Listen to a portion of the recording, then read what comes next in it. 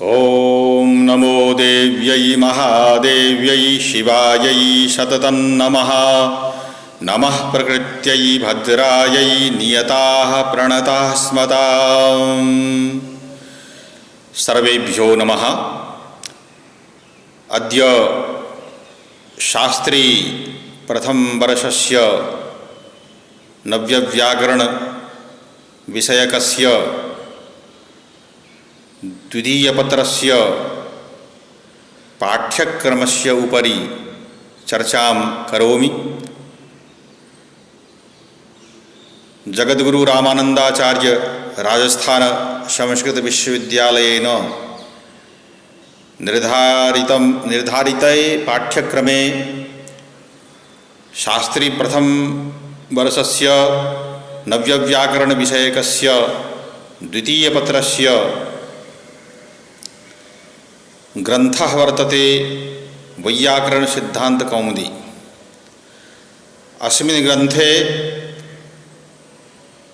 कारक प्रकरणं समास प्रकरणं च निर्धारिते स्तः। तत्र समास प्रकरणोपरि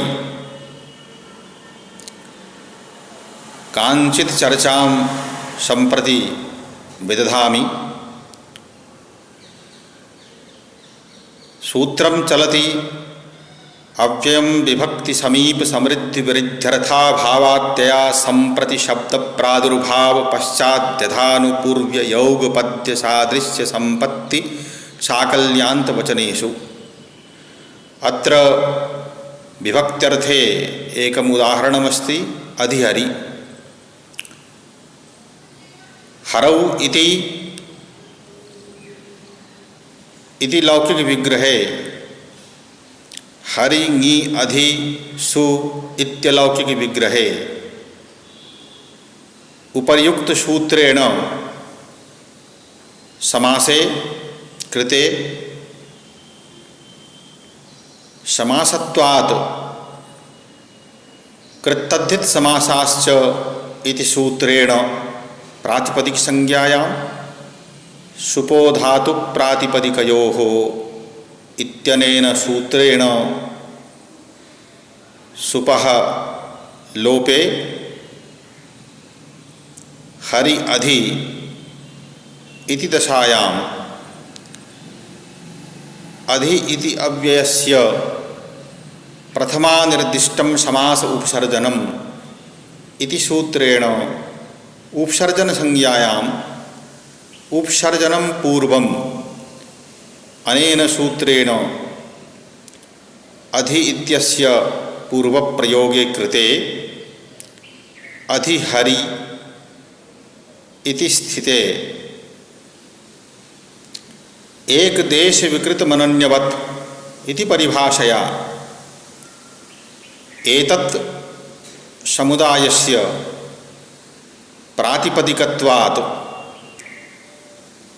ज्ञाप्रातिपदिकात् प्रत्ययः परस्य इत्येतत् सूत्रत्रय सहकारेण सौजस्मौट् षष्ठाभ्यां भिस् ङेभ्यां भ्यस् घसिभ्यां भ्यस् घसोस्साम्योस्सुप् इत्यनेन सूत्रेण सुप्रत्यये अव्ययीभावस्य इत्यनेन सूत्रेण अव्यय संज्ञायां अधिहरिषु इति दशायां अव्ययादाप् सुपः इत्यनेन सूत्रेण सु विभक्तेः लोपे कृते अधिहरि इति रूपं निष्पन्नं भवति। अत्र सप्तम्यर्थद्योतकः अधि इत्युपसर्गः। अत्र एका जिज्ञासा भवति यत् अत्र निपातनेनाभिहितेऽप्यधिकरणे वचन सामर्थ्यात् सप्तमी। एकः सिद्धान्तः वर्तते यत् उक्तार्थानाम् अप्रयोगः तर्हि अत्र अधि इति निपातेन अधिकरणे अभिहिते पुनः ङि प्रत्ययः न स्यात्, अत्र इयं शंका। परंतु अव्ययम विभक्ति समीप समृद्धि विरुद्धर्था भावात्तया संप्रति शब्द प्रादुर्भाव पश्चात् यथानुपूर्व्य योग पद्य सादृश्य संपत्ति साकल्यान्त वचनेषु इति सूत्र प्रणयनात् अत्र सप्तम्यर्थस्य द्योतकस्य ङि प्रत्ययस्य आगमो भवति इति जिज्ञासाशमनम्। अधुना द्वितीयम् उदाहरणं प्रस्तौमि अधिगोपम् इति। अत्र गोपायतीति गाः पातीति वा गोपाः तस्मिन् इत्यधिगोपम्।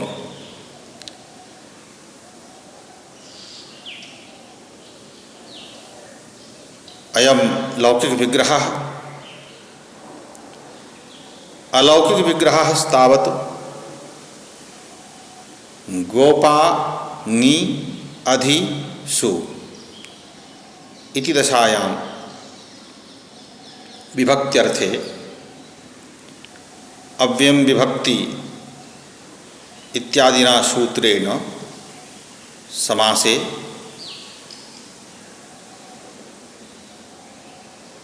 समासत्वात् कृत्तद्धित समासाश्च इत्यनेन सूत्रेण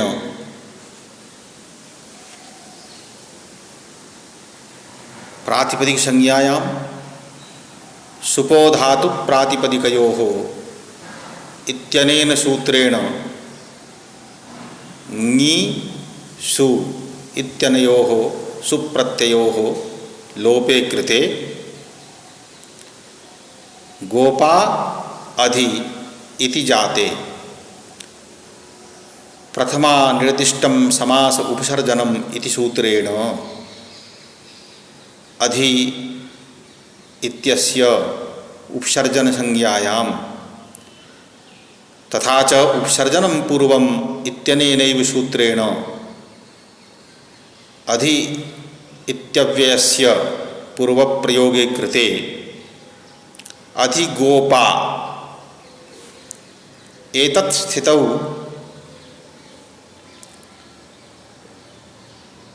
अव्ययीभावस्य इति सूत्रेण नपुंसकलिंगे ह्रस्वो नपुंसके प्रातिपदिकस्य इत्येतत् सूत्रेण गोपा इत्यत्र आकारस्य स्थाने अर्थात पकारोवर्तिनः आकारस्य स्थाने ह्रस्वाकारे कृते अधिगोप एकदेश विकृत मनन्यवत् इति परिभाषया अत्र प्रातिपदिकत्वात् ज्ञाप्रातिपदिकात् प्रत्ययः परश्च इति सूत्रत्रय सहकारेण सौजस्मौर्षष्ठाभ्यां भिस् इत्यादिना सूत्रेण सुप्रत्यये अत्र अव्ययसंज्ञात्वात् अव्यादाप्सुपः इत्यनेन सूत्रेण सु इत्यस्य लोपे प्राप्ते परञ्च तल्लोपं प्रबाध्य नाप्ययीभावादतोऽन्तपञ्चम्याः इत्यनेन सूत्रेण सु इत्यस्य स्थाने अमादेशे अमिपूर्वः इत्यनेन सूत्रेण पूर्वरूपे अधिगोपम् इति रूपं निष्पन्नं भवति। अस्तु तावत्, धन्यवादः।